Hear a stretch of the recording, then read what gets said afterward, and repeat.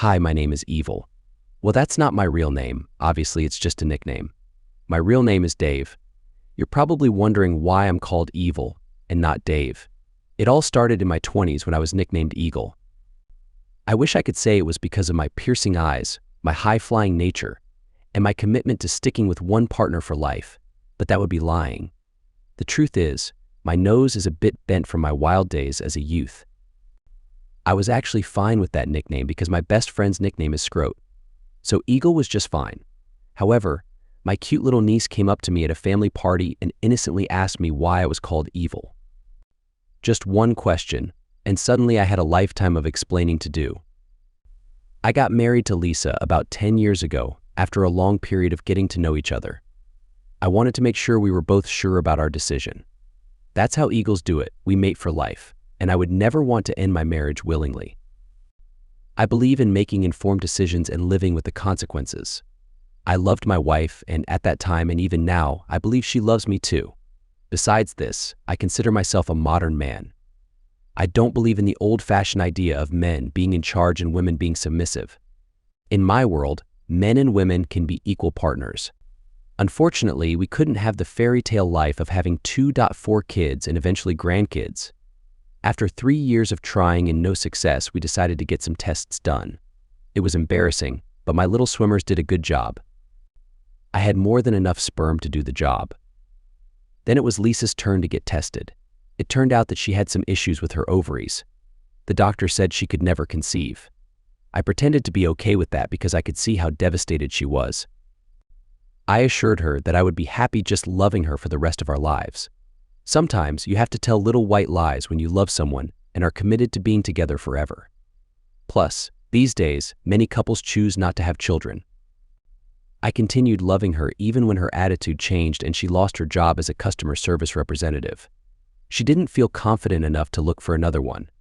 I also continued to love her when her activity level dropped and she gained a little weight. Even when she stopped dressing nicely or wearing much makeup, I still loved her. Eagles mate for life, and we don't let temporary changes in mood push us away from our partners. Modern men step up and try harder. So this evil eagle gave her more compliments, bought her flowers and gifts, and even took her on 2 vacations each year, even though I was trying to establish my own electrical contracting business and couldn't really afford the time off. My internal alarm should have gone off when our circle of friends started fading away.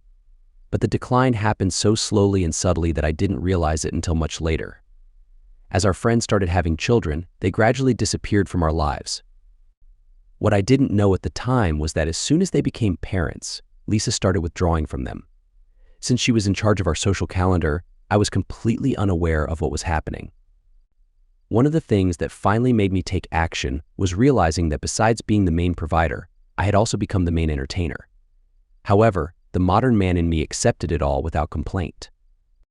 I did notice some changes happening at home. When Lisa stopped working, she became obsessed with cleaning the house, cooking, and taking care of our garden. Our once well-maintained house transformed into a spotless haven. Our garden became the envy of everyone who saw it. I would come home to the smell of exotic dishes at least twice a week. Life was good, except for our intimate life. After she received the diagnosis, our intimate activities started declining from around 5 times a week to, I'm a little embarrassed to admit, once a week. In retrospect, I suppose it's understandable. With our inability to have children, intimacy must have become psychologically uncomfortable. Modern man acknowledges that the legal change regarding spousal rights was the right thing to do, so I silently endured my own frustrations. I just read the first page and a half of my diary, and I realized that I might have given you the wrong impression of Lisa. I don't want to make it seem like she was perfect because nobody is, but when you love someone, you accept and overlook their flaws, right? One of her most annoying traits was her tendency to exaggerate her own efforts and underestimate mine when it came to shared responsibilities. She would make it seem like she did 5 times more work than me, even though I knew that wasn't true. In order to get her to acknowledge my contributions as equal, I had to do 10 times more than her. Even then, it was a struggle. This could have caused problems in our marriage, but I'm a modern man who doesn't expect my life partner to be perfect. That fairy tale notion is outdated. The turning point in my life began on a Thursday afternoon. To lighten Lisa's load, I started doing the grocery shopping on my way home from work on Thursdays. On one of those trips, I bumped into a close friend who invited us to a BBQ the following night. I was excited about it, so when I got home, I mentioned it to Lisa. However, she immediately reminded me that she had her weekly meditation session on Friday and didn't think it was appropriate for a married man to attend a social event alone. Oh, I forgot to mention the weekly meditation. Lisa started doing it as a way to find a deeper meaning in life. Instead of turning to religion like people used to, she joined a group that focused on ancient wisdom. Every Friday, she and other like-minded individuals would gather to meditate, read each other's auras, and practice various healing techniques. As a modern man, I respected her choices and never felt the need to be involved. I didn't think I would fit in anyway. I had seen Lisa's fellow meditators when I occasionally picked her up after the sessions. They were what I would describe as Aquarian women, even the ones who were men. The men had long hair and a somewhat effeminate vibe that made me uncomfortable. The women had a hippie vibe with long hair. In my mind, Lisa didn't really fit in with them.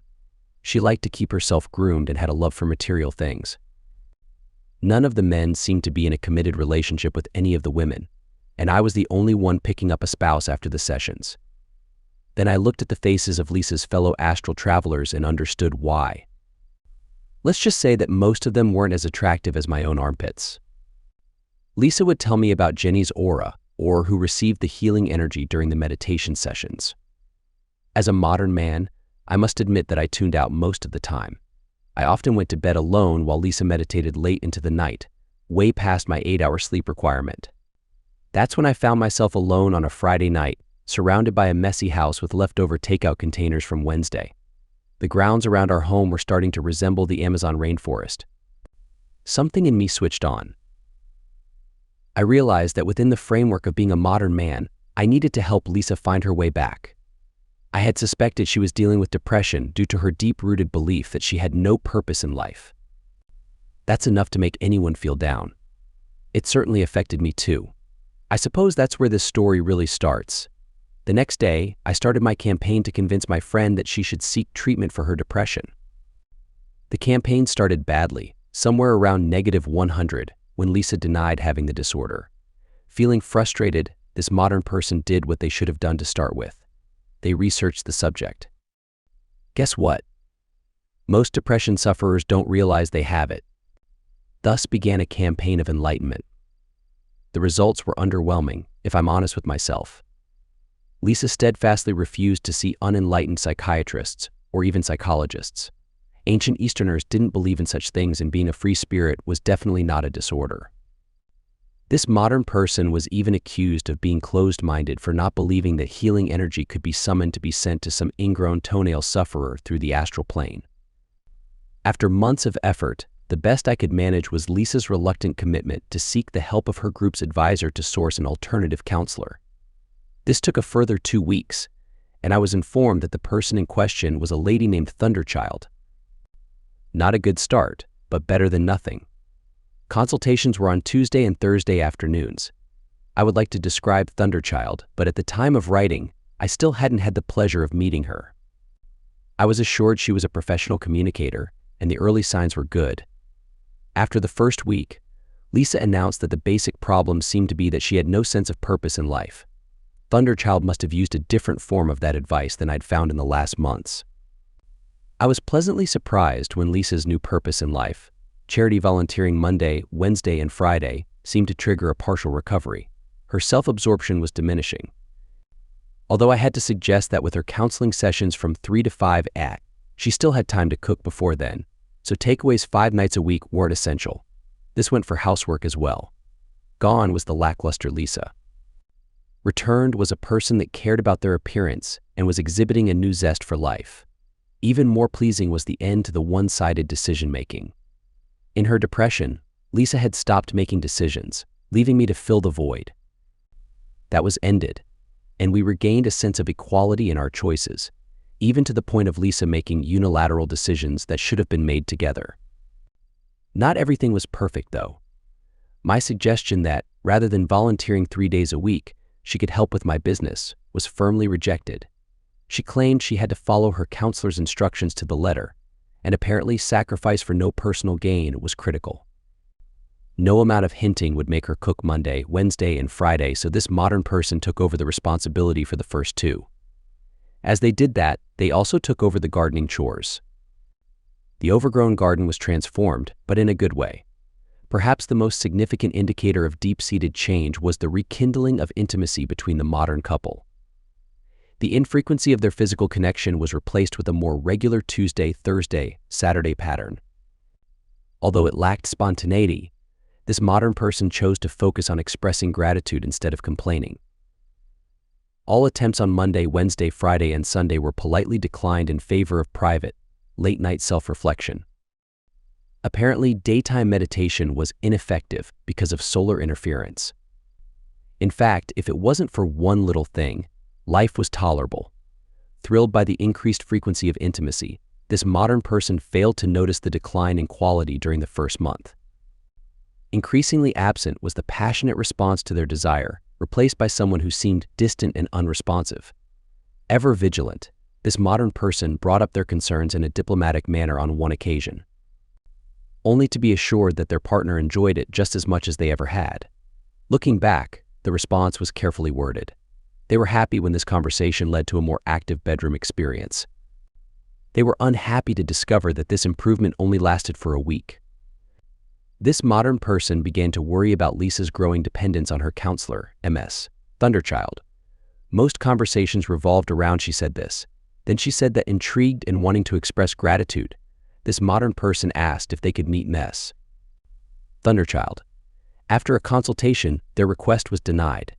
Curiosity got the best of them, and they stooped to waiting discreetly outside the meditation center on Friday night.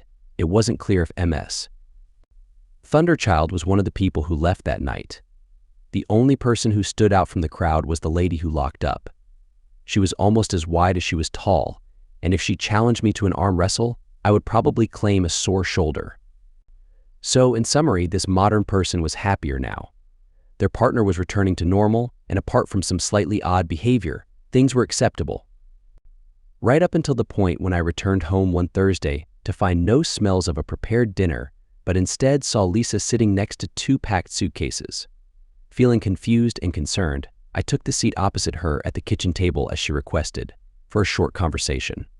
About me. Did I love her? Yes, I did. Did I think she loved me more than anyone else on this planet? Again, yes, I did. Did I think her counselor knew what she was talking about? Yes, overall, I believed her counsel was having a positive effect. Would I accept her counselor's advice for her to leave for several weeks to find herself? No, I would not. Did I think I owned her? No, definitely not. The increasing tension was interrupted when Lisa received a text on her cell phone. A modern person always interrupts face-to-face conversations to respond to texts. Wanting to diffuse the situation, I took the liberty of putting the cell phone in my pocket. Lisa objected, but realized that arguing physically was useless. I was bigger than her. She resorted to words instead. If I truly accepted that she loved me, and I loved her and I didn't own her, why would I ignore the wise advice and prevent her from finding herself? This modern person refused to support their spouse's mission to find themselves until they were given more information about the purpose and boundaries of such a mission. For example, could other people be involved, romantically, in said exploration? The answers weren't clear-cut and careful wording was employed. Less carefully chosen were words and phrases like caveman, outdated society, and alternative relationships. Pausing only to mentally process the information and summarize the facts as they saw them, in which they believed Lisa when she said she loved them, but extramarital relationships weren't excluded during any separation from the family. This modern person tapped into their primal instincts.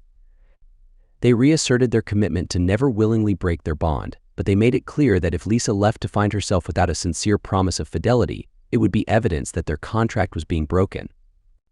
I turned away when it became clear that no such promise was forthcoming.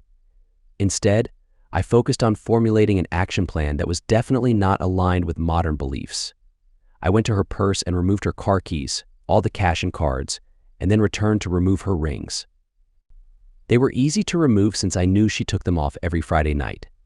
Lisa was furious with me. She pointed out that I was the one who insisted she needed treatment, and now that she was following her therapist's advice, I had no right to object. In return, I pointed out that the right to object was my most fundamental democratic right. I also expressed my basic requirement of fidelity within our marriage.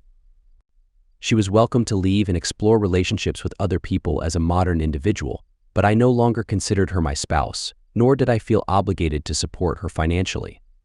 Stunned by my sudden firmness, Lisa resorted to her original plan for the evening. She picked up the 2 bags and the remains of her handbag and walked out the front door. I followed, mentally concluding that without any money or a way to call a cab, Lisa was either acting on autopilot or had someone waiting outside for her. I joined her on the front porch and searched until I saw a car across the street with its side lights on. I hurried toward it, only to see it speed away. I memorized the license plate number before reluctantly going back inside. A very angry Lisa followed me back into the house. The tirade I received was decidedly unmodern and involved several expletives that have been around since the Middle Ages. The tirade revolved around my contradictory behavior of wanting her to get better but not allowing her to follow her counselor's advice. Midway through her angry words, I went to bed, only to be told that she wasn't going to share her bed with a caveman. Agreeing with her sentiment, I gathered several armloads of her belongings and deposited them in the spare room. I slept very poorly that night. I still can't decide if Lisa offered any apologies the following morning. She assured me of her love and acknowledged that she had misjudged my commitment to her future happiness. For the sake of our 10-year marriage and her deep love for me, she promised to seek an emergency counseling session before next Tuesday to see if there were alternatives to separation. She asked if I would commit to the original plan if no acceptable alternatives were found. The answer was no. In the spirit of compromise, I returned her belongings. We parted ways with an uneasy truce. That night, after cooking my own dinner, I drove to her meditation venue. Noting that her car was there, I settled down to wait.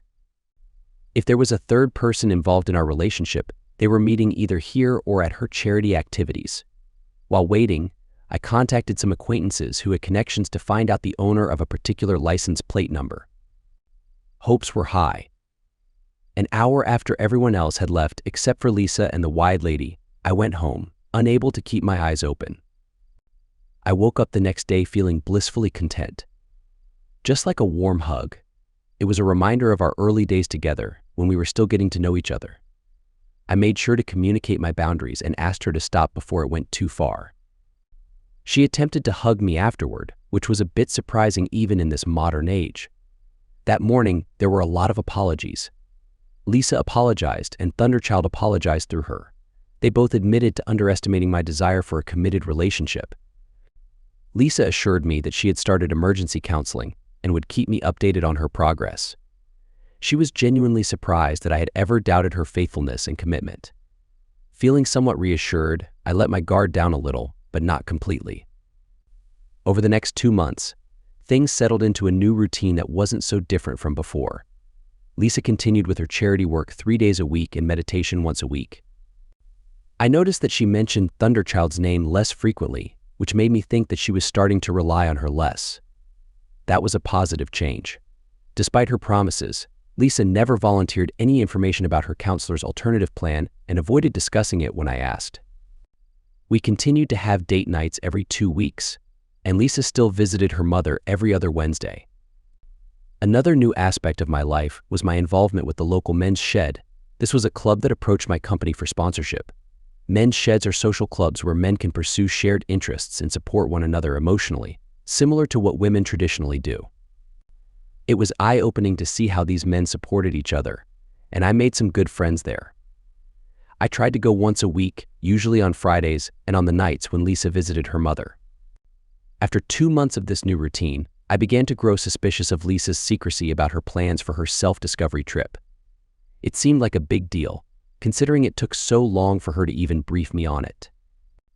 There was no change in the frequency of our intimacy, but the quality seemed to have diminished after a brief improvement. As an experiment, I declined her advances on a couple of Tuesdays and Thursdays, and she became quite agitated. It was peculiar. With my doubts lingering, I decided to make a phone call one Wednesday to move our relationship forward. When I met Lisa at the door that same Wednesday night, during her mother-in-law's visit, I asked about her mother's health.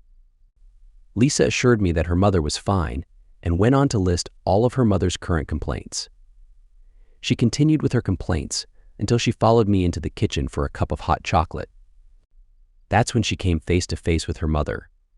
Her mother quickly recovered from the shock, while Lisa turned pale and ended up vomiting into the sink.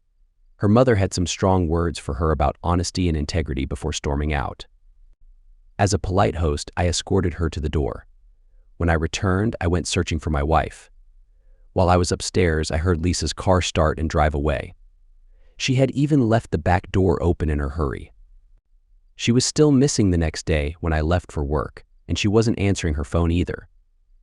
I later found out that she hadn't contacted her mother. I spent some time reflecting on my commitment to a lifelong partnership and never willingly abandoning my partner. Ultimately, I decided that nothing needed to change, no matter how challenging things may become.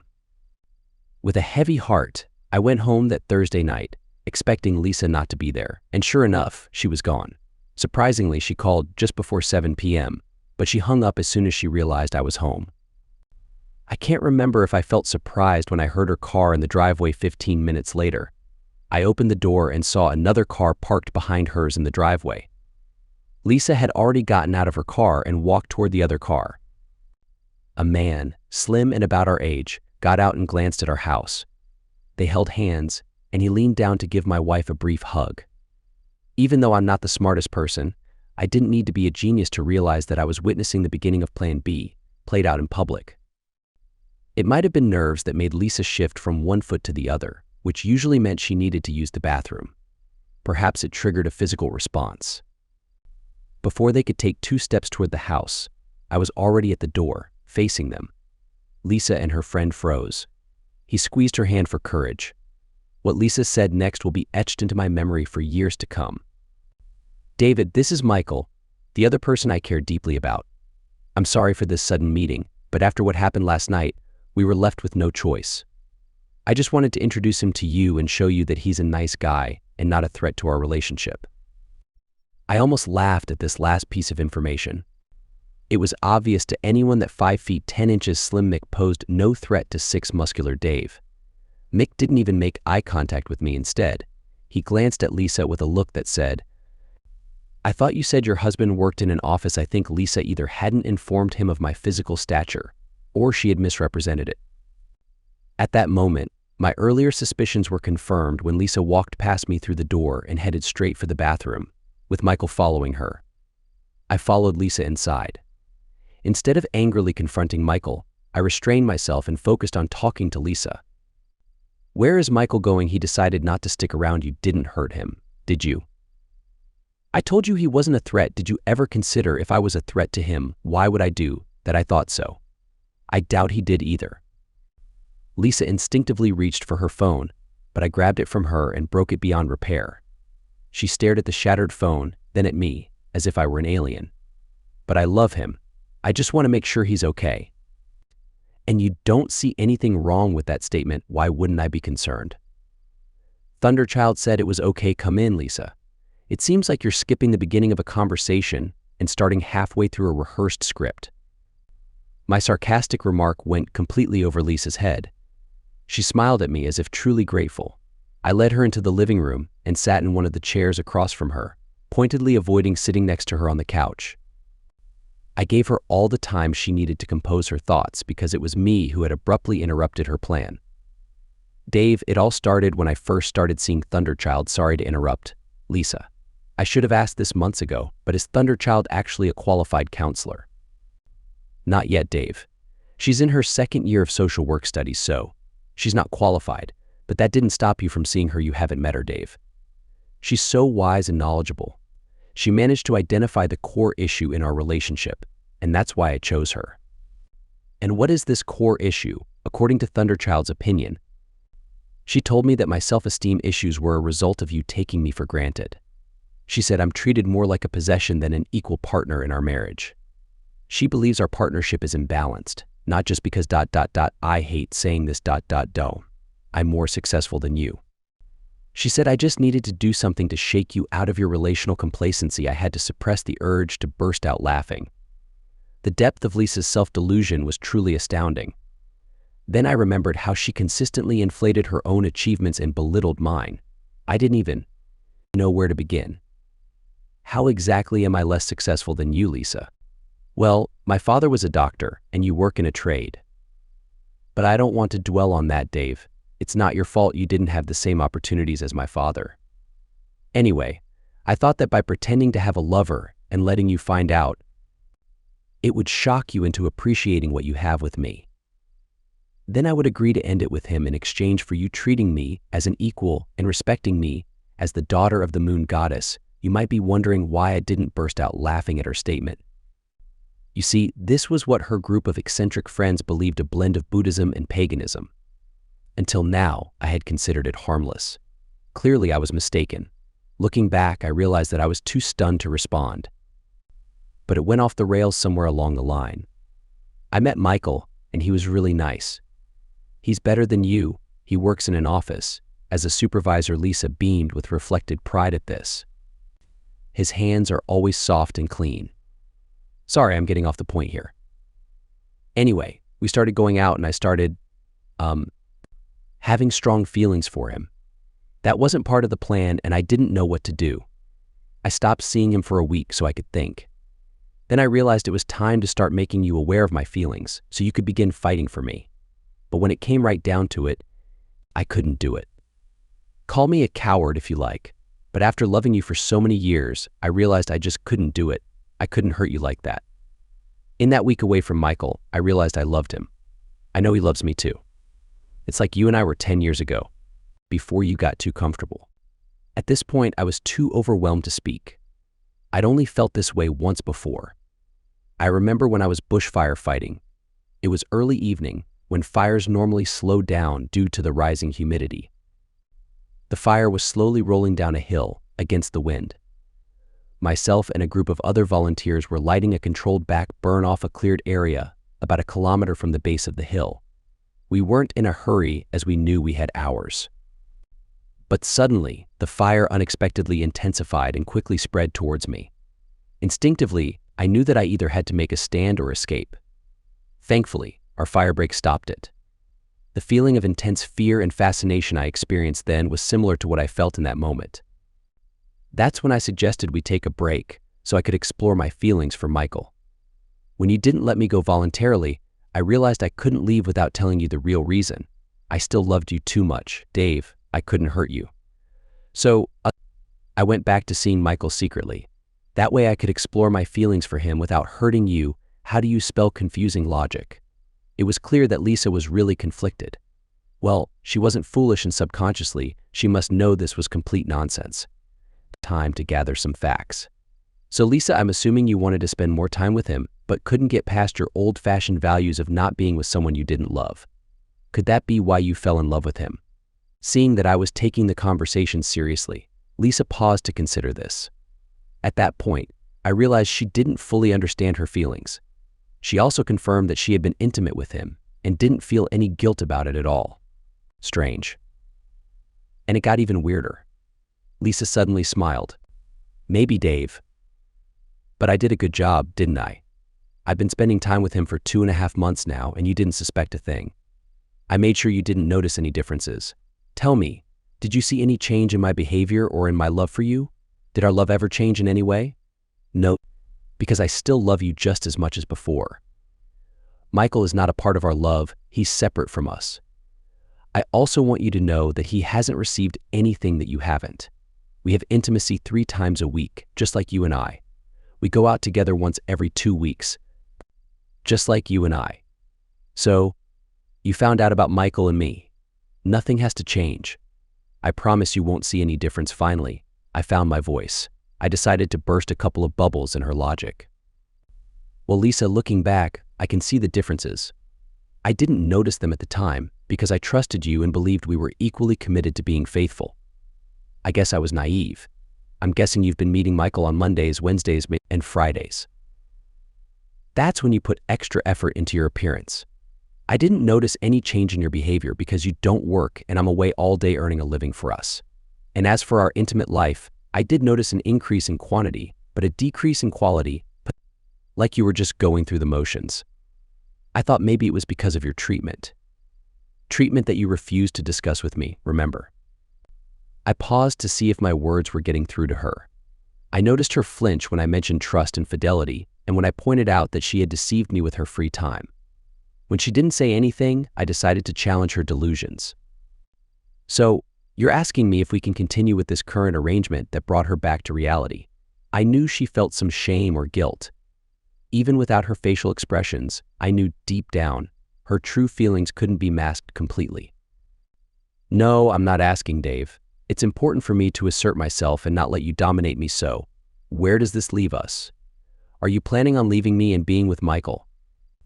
I don't know, Dave. You interrupted my plans before I could fully explore my feelings for Michael. He treats me better than you do, but I'm mature enough to understand that it might just be because our love is new and fresh. He has more money to spoil me, while we always seem to be struggling. I'm confused. I love you both, but it's different. I just don't know, Dave. I knew she was right about the financial aspect, but I wasn't going to disclose my reasons. I was the one paying for a 4-bedroom house that we bought years ago, hoping to start a family. In contrast, Michael lived in a small 1-bedroom apartment. Yes, I had done some investigation after getting his license plate number. The other reason was that I had invested all our spare cash into my business. The business that I had been quietly protecting from Lisa since I discovered that the car belonged to a Michael Smith. I convinced myself that Michael and Thunderchild were two different people. I needed more time. This eagle used to be an Eagle Scout. The Scout's motto was always be prepared. I regretted allowing my trust in Lisa to guide my actions for the past 2 months. I couldn't believe how much her fundamental beliefs had changed. I also regretted not being able to spy on her during her charity days, as I had been focusing on my business during that critical time. There had to be something that I was missing here. What does this mean, Lisa? Are you planning to leave me and be with Michael well? I was talking to Michael last night, and he made a good point. It's unfair that you get to live with me and have most of my attention while he only sees me for a few days a week. Oh, I see. I meant to ask how come he works in an office and still gets to spend time with you during the day. He starts work at 3 p.m. and works till 11 p.m. He has every second Wednesday off.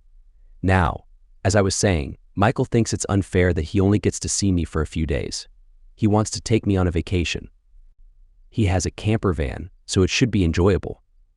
We were planning to go on this vacation when I suggested the separation, but you ruined that. Now that you know about him, I think it's only fair that I spend more time with him. I'm sorry for ruining your vacation with your friend, Lisa. Once again, her obliviousness to my sarcasm was evident. I would have to do some research on delusions. These were remarkably extensive. I needed to find a way to break through her defenses. Do you even realize how much hurt and damage you've caused me with your betrayal, Lisa? How much you've hurt me? No, don't try to blame me for that. If you had just agreed to our separation idea and not interfered in my life, we wouldn't be having this conversation and you wouldn't be hurt. Well, I supposed it was some sort of logic, but damn, I wondered if there was any way to make her understand. Guilt didn't seem to make a difference. It wouldn't change anything, of course. Her fate had been decided for the past half an hour. I was interrupted from my thoughts when she excused herself to go to the bathroom again. When she returned, I began again. So, you're planning on going on a romantic vacation with Michael, and then what? Well, I'm not foolish enough to believe that I'll know for sure what to decide after just a 2-week vacation. I'll have to see how I feel. I might continue being with him for a few more weeks, or I might come back to you. When I come back, I promise I'll let you show me how much you love me.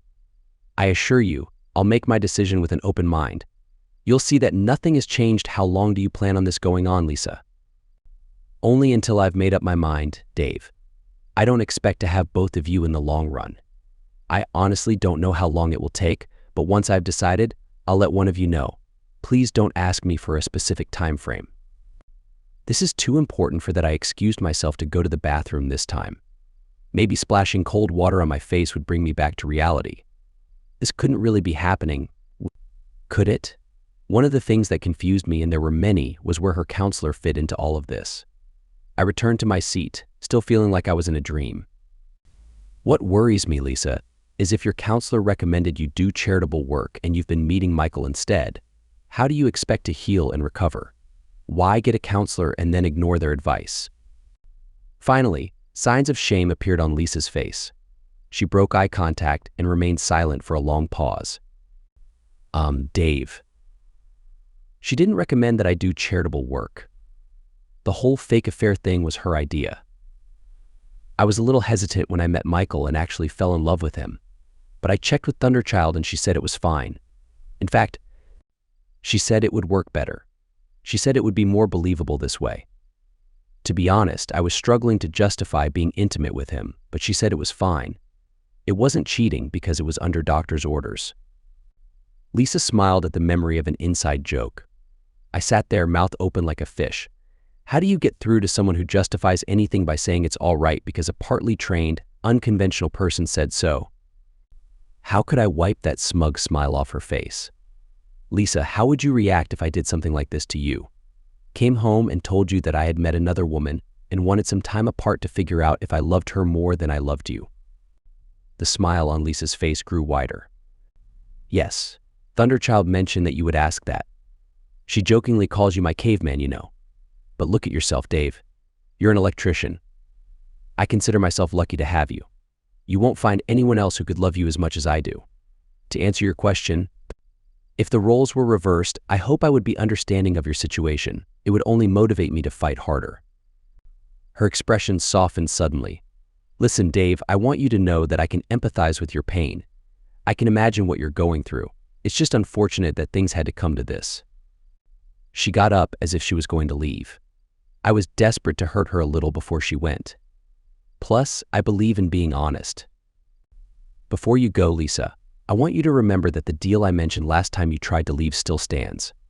If you walk out that door, it's the end. I will see it as a request for a divorce. There won't be any turning back. Lisa simply smiled again. Thunderchild mentioned that you would use that bluff as well, Dave. But think about it from my perspective. The worst that could happen is that I end up with Michael. He's wealthier and happier. You can't bluff without any cards, Dave.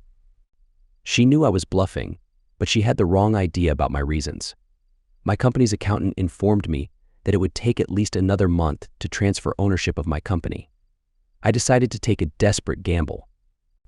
Look, Lisa, no matter what happens, I still feel responsible for you until you marry someone else. Someone decent. Especially now that I know you're much sicker than I had ever realized.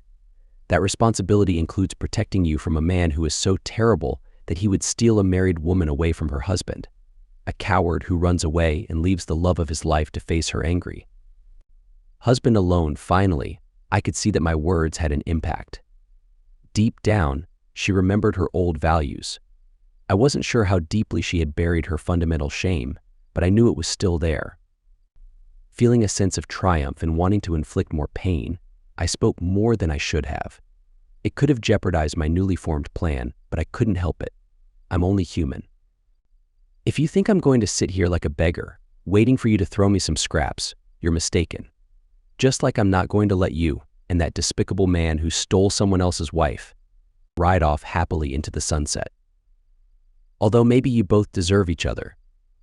The disgraceful person and the woman who breaks her marriage vows, yes, the modern man was gone. The caveman reigned supreme. I could see that my words hurt her. Then I witnessed the filters in her mind kick in. The smile returned. You're bluffing again, David. Keep the light on. I'll be back in 2 weeks, maybe a month at the most. She turned and headed towards the front door. The conversation was over. The ultimatum had been delivered. Once she was outside, she noticed the remnants of her phone. I'll call you and give you my new phone number. Don't bother. I won't need it. She looked puzzled.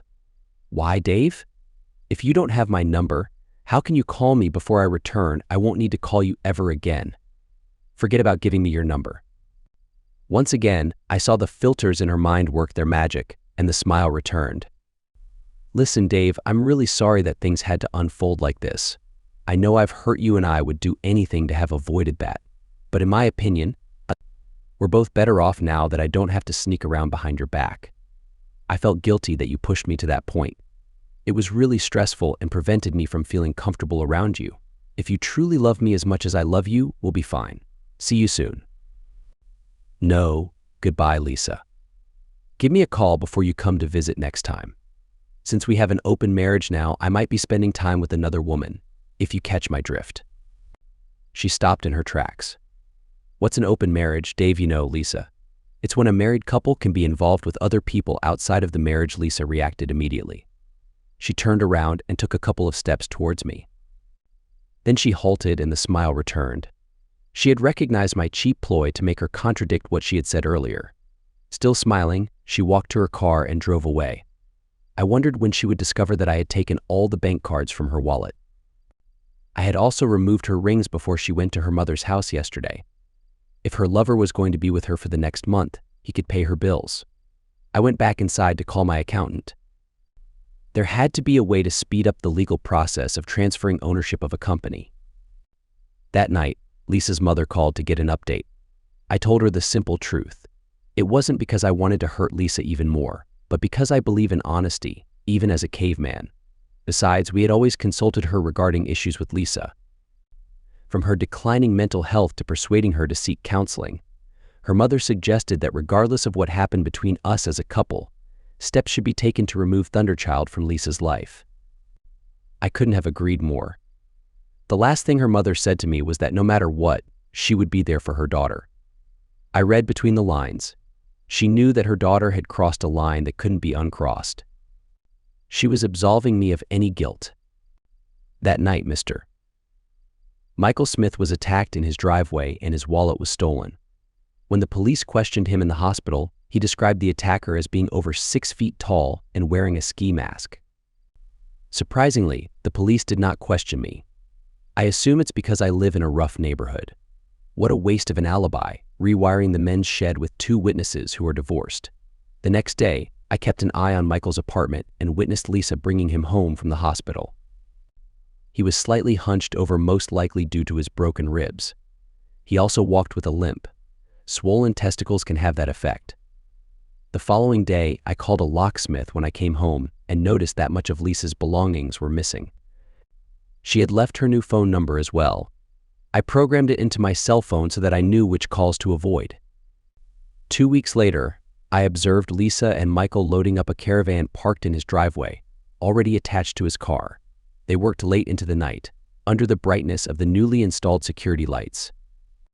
The next night, as I drove past Michael's apartment, I witnessed a strange sight. There was a car with its front end pointing upward and a shattered windshield above the steering wheel. The back axle of the car, along with the wheels, was positioned about a meter behind the trunk. And behind those, the caravan lay on its side. A trained investigator could have quickly pieced together this mystery. The driver had revved the engine in an attempt to get the heavy caravan up the driveway.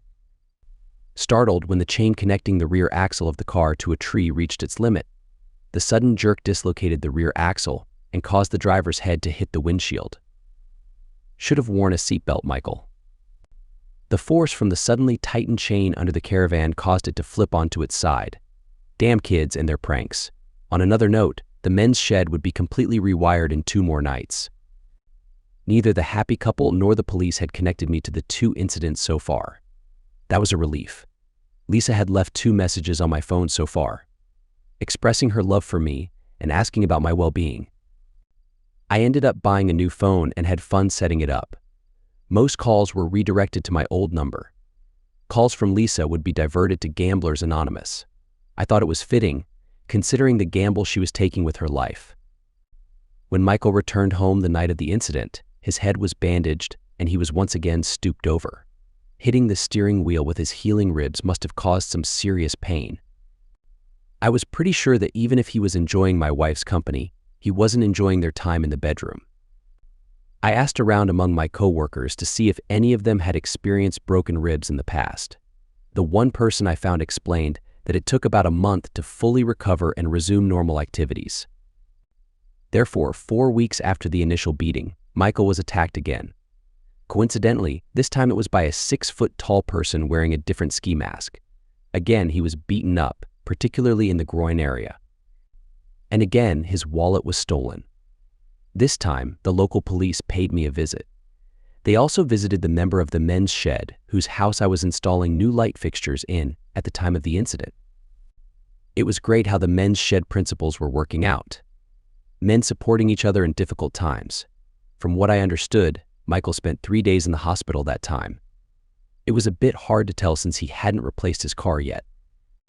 I didn't know if he didn't have insurance or if they didn't honor his claim. Or, if I'm being honest, whether I even cared. The messages from Lisa on my landline were becoming more frequent and increasingly despondent. I guess she felt lonely in her apartment all by herself. Not desperate enough to realize how serious I was about my ultimatum, though. She certainly was a confident cheater, I'll give her that. I was a bit surprised she hadn't come over for lovemaking. It had been a while for her, I imagine.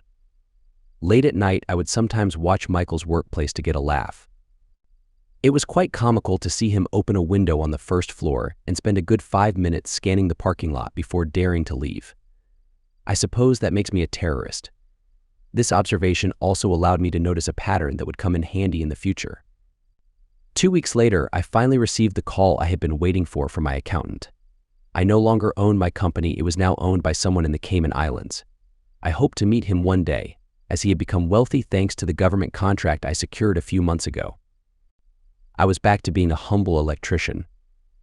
I suppose Lisa was right all along. I would always be a tradesman. It was time to end the charade. That very night, I staked out Michael's office. Just after 10 p.m., one of the cleaners exited through the side door to throw away multiple trash bags in the dumpster. I quietly slipped through the propped open door and hid behind the reception desk. There were no cameras that I could see. I snatched the telephone directory from the receptionist's desk. There it was, Mr. Michael Smith. Damn, he was a supervisor, a building supervisor. I suppose that was similar to being a janitor, right? He worked nights performing maintenance and overseeing the cleaners, I assumed. I felt embarrassed. If that was an upgrade, then what did that make me? My first instinct was to search the basement, and it paid off. There was only one room with lights on, and I could see Michael Smith dozing off with his feet up on the desk. I tapped him on the shoulder and he jumped up like he was startled. I had initially planned on giving him another beating, but when I saw how pathetic he looked, I couldn't bring myself to do it. He stared at me with a terrified expression on his face, like those flowers in the nature documentaries that bloom quickly. He voluntarily backed into a corner, with my hands on his collar helping him along. He didn't say anything, so I broke the silence. Hello, Michael. Aren't you going to say hello to an old friend? He focused on one word. Friend, yes, indeed. This is the 4th time we've met, after all. He slowly started to understand what I meant. I didn't even know an expression beyond terror existed. Relax, Mikey. Nothing will happen unless you answer my next 4 questions incorrectly. Understood. He nodded. Will you report our meeting to the police? He shook his head. Will you tell Lisa about our meeting? Shake. Will you cheat on another man's wife for the rest of your life? Shake. Do you understand the consequences if you break this agreement? He vigorously nodded. Then our meeting is over. I hope you have a nice and peaceful life. With that done, and the smell of urine filling my nose, I sneaked out of the same way I came in. I'm happy to say I have no idea when Michael kicked Lisa out of his fancy apartment. Whether it was that night and she went to stay with her mother, or if he was generous enough to let her stay for the night. I assumed she never found out that I changed the locks, otherwise she would have called in a panic. Speaking of phone calls, I didn't hear anything that night or the next day. With no clues to go on, I had to guess when she would show up. And guess what? I got lucky. It was after 9 the next night when I heard a noise, like a key that didn't fit, being tried in the door lock. After almost a minute, the doorbell rang. I opened it wearing my bathrobe. There she was, Lisa. I didn't know what to expect, but it certainly wasn't a well-dressed, well-makeuped, albeit slightly anxious-looking woman. As she leaned in for a hug, I politely stepped aside and took her coat off for her. I invited her in, as if she were a guest, and we sat down at the kitchen table. There was really only one way for her to handle this situation, and she didn't disappoint. So, Lisa, how can I help you? I deliberately phrased the question, as if I were speaking to a guest or customer. It was intentional. But it didn't really matter. I have good news, Dave. I've made up my mind and you'll be thrilled. She paused to see the eager anticipation on my face. Sorry, I'm not that great an actor. I just continued to look at her sadly. Unfazed, she continued. I was right about the new love thing. Once the excitement wore off with Michael, I realized that I didn't really love him the way I love you. Plus, I don't think he was actually as wealthy as he made me believe. After a few weeks, he stopped spoiling me like he used to and asked me to be more mindful of my spending. On top of that, he's been dealing with some, health issues. I stopped being intimate with him 6 weeks ago, if that makes you feel better. I've had my time to explore, and I've figured out that I want to commit myself to you again. Isn't that great news? Yup, just what I expected. So he finally kicked you out, huh? I don't know what you mean, Dave. I made up my mind last night and told him it was over between us. It was too late to come here, so I stayed at my mom's. When did you become so good at lying, Lisa? Thankfully, he kicked you out last night. I was getting tired of dealing with that little jerk as I sat there, rubbing my knuckles. I saw realization dawn on Lisa's face. It took some time for her to process 3 beatings, a car accident, and his sudden change of heart. Well, I'm back now, David, so we can go back to how we used to be. I burst out laughing at that. About 10 seconds later, Fiona emerged from our bedroom. She was only wearing a pair of pants and one of my old t-shirts. Let me describe her for you. Fiona is only 22, has a slim figure, and a face that is way more attractive than plain. Even without makeup, she outshines Lisa. Fiona said, hiya, as she walked past to get a glass from the cabinet, filled it with milk, and walked out of the room. She gave me a peck on the cheek as she passed by. Lisa didn't say anything, but her shocked expression was priceless. Sorry about that, Lisa. I did suggest you call before coming over. I didn't want you to find out like this, but it's not my fault you showed up unannounced. Look at it this way, at least we don't have to be sneaky anymore. It's been going on for a while. Finally, Lisa found her voice. You have a girlfriend. Yes, Lisa. When you left, I was completely devastated. I turned to drinking. I met a guy named Bluey at the pub, and he told me I had self-esteem issues. He once took a woodworking course, so I guess he's qualified to give advice. He claimed to have learned something from all 3 of his ex-wives. Anyway, after I told him that I had been rejected by someone out of my league, he said it was important for me to date a wide variety of girls to find out exactly where I stood. Fiona is the 3rd girl I've tried. I know she's a little older, maybe not the most attractive, and has a curvier figure, but she seems happy to be with a regular guy like myself. Her dad was only a boilermaker. I paused to give Lisa a chance to compare her age, looks, and figure to the lovely woman currently in her bed. But that's all the time I gave her. Yeah, she has a job, cooks, seems to enjoy intimacy more than 3 times a week, and is very vocal about it. Oh, and she doesn't treat me like a beast of burden, who not only brings in the money, but also has to do all the household chores and gardening. I already love her. But it's a different kind of love compared to what we had, fresher and more exciting. I'm old enough to realize that it might be because our love is newer and less stale. Judging by Lisa's expression, her blood pressure was skyrocketing. I didn't mean to fall in love with her, but Bluey assured me it was okay. It wouldn't harm my self-esteem. My love for Fiona doesn't have to change what you and I have, though. After all, I've been intimate with her for 4 weeks now, and I'm sure you haven't noticed any difference in the way I've treated you, right? I have no idea how much of this irony Lisa was comprehending, but I thought it was necessary for my plan to succeed. I paused to gauge her reaction. It didn't seem to be going well. I and completely agree with Bluey's advice. Well, I'm relieved to hear that. I don't want to hurt you, you know that. But I haven't had enough time to fully understand my feelings for Fiona, to figure out which one of you I love more. I'm not naive enough to think that I'll be able to have both of you in the long run. Please don't ask me to commit to a specific time frame. This is too important for that, judging by Lisa's look. It didn't seem like everything I said was sinking in. You can't expect me to live here with that woman staying here. You're my husband, Dave. Your wife is back now, so she has to leave. Ah, yes, Bluey warned me that you might react this way. He told me to stand my ground. I understand that it's unreasonable to ask both of you to share the house, so if you go back to your mother's, I'll let you know when I've made a decision. At that moment, I seized the opportunity of her utter confusion, and I escorted her to the door.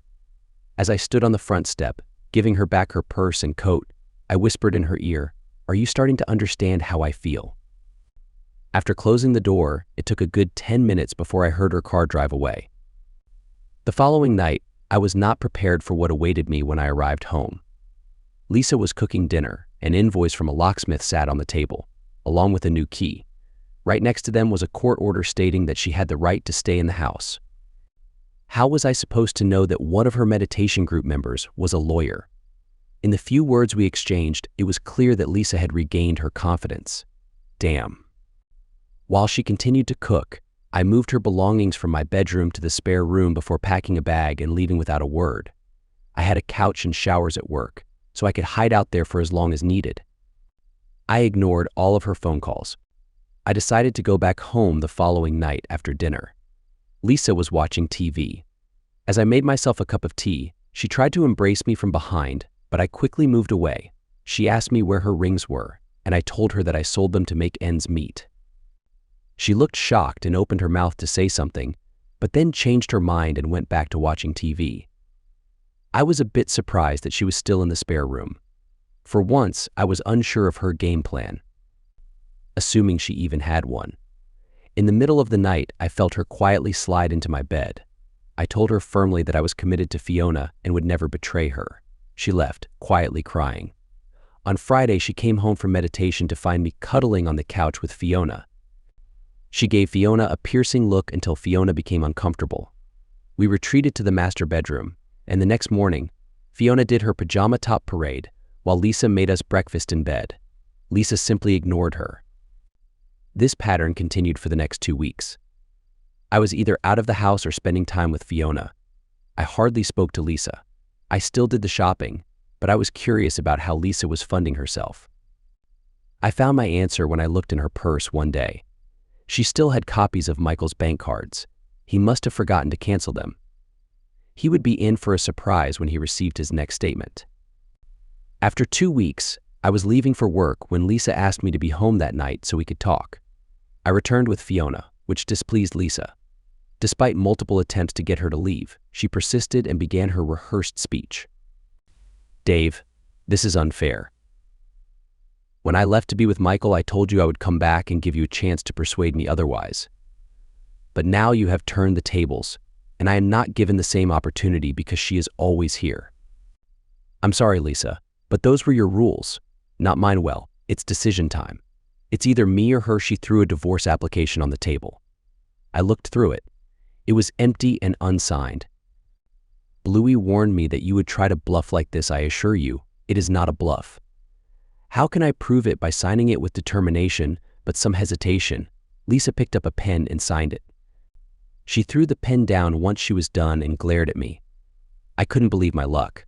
I still think you're bluffing, Lisa. Can we just clarify? You haven't worked for 3 years. I have been the sole provider, and you have refused to contribute to the business. You haven't done any housework, shopping, or yard maintenance. We have been relying on takeout because you haven't felt like cooking. The only time you have cared about your appearance is when you were meeting your boyfriend. You have let yourself go, and quite frankly, our intimate life has been a bit disappointing. You have lied to me directly and by omission, and you have been unfaithful. You have proven yourself unworthy of my trust and respect. Worst of all, you have prevented us from having children. And yet, you still think you have the power to dictate terms. I have to admit, I had enjoyed seeing Lisa uncomfortable until now, but this last statement didn't bring me any joy. I watched as each truth hit Lisa's consciousness. She stared at the papers as I signed them and then handed them to Fiona, who also signed them as a witness. Once they were folded and in my pocket, Lisa continued to gaze at them. I call your bluff, Lisa. It's a shame you thought I was bluffing when I said our marriage was over if you left to be with your janitor. In truth, it was over the first time you cheated.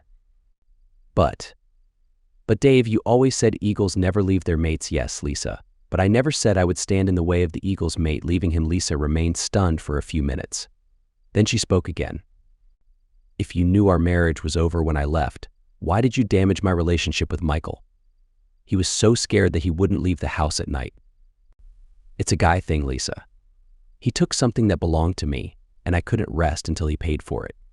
Plus, I meant what I said back then. Until we are officially divorced, I feel responsible for you. I couldn't let you be with that guy. Defiance reemerged in Lisa's eyes. I could go back to him, you know.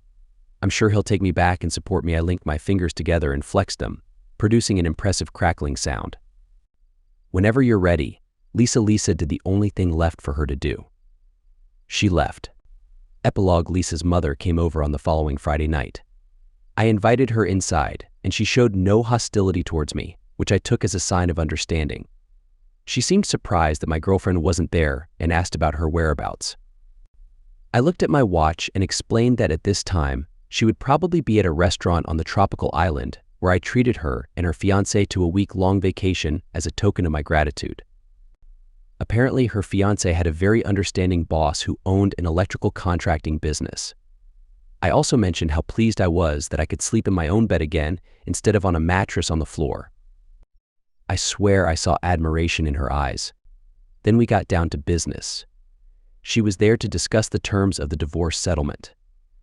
My fair offer to split our assets, except for the company, equally made the process quick and easy. She did not attempt to claim a share of the business because she knew her daughter hadn't contributed financially or otherwise. We parted as friends. I returned Lisa's cards to her mother and explained that she could use them for reasonable expenses until the divorce was final. I didn't mention that the limits were significantly reduced. I'm not foolish. That was 14 days ago. Last Friday, I kept watch outside the meditation center and followed a short, broad student to a lonely old house. The battered old car had a personalized license plate that read T-Child. Tonight, as I return to my car, I have just replaced a fuse wire with one that is obviously too big. After a little breaking and entering, I will tamper with the light switch just inside the front door, demonstrating my electrical skills. Let's just say that Thunderchild is about to experience a powerful shock. If this doesn't work, I am prepared to give my axe handle the name Lightning. I believe that after enduring 6 or 8 instances of being jolted by 240 volts or having appliances blow up, she will be more inclined to listen. Then we can discuss the wisdom of giving advice without proper qualifications,